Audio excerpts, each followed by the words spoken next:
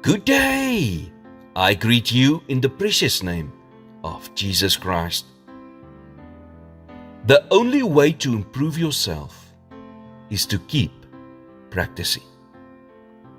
If you have a desire to grow in a certain area, find out what it will take and then be willing to pay the price.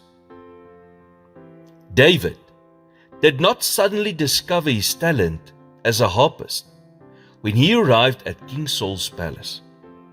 No, he developed it through years of practice alone in the field while he was attending his father's sheep.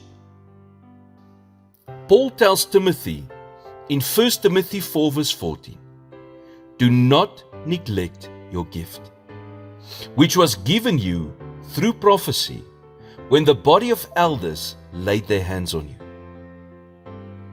Someone once said, when you stop growing, you start dying. Progress and growth does not happen by itself. It requires discipline. There's no easy way to become a disciplined person. Think of it this way. The reason why a champion is a champion is because he or she was willing to go the extra mile in terms of practice and discipline when others were not. Anyone who does what he or she must do only when they're in the mood or when it's convenient will get left behind.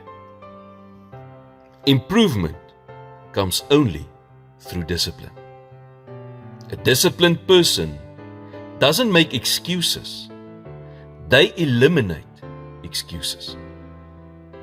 And that's what it takes if you are to ultimately succeed in what God has called you to do with your life.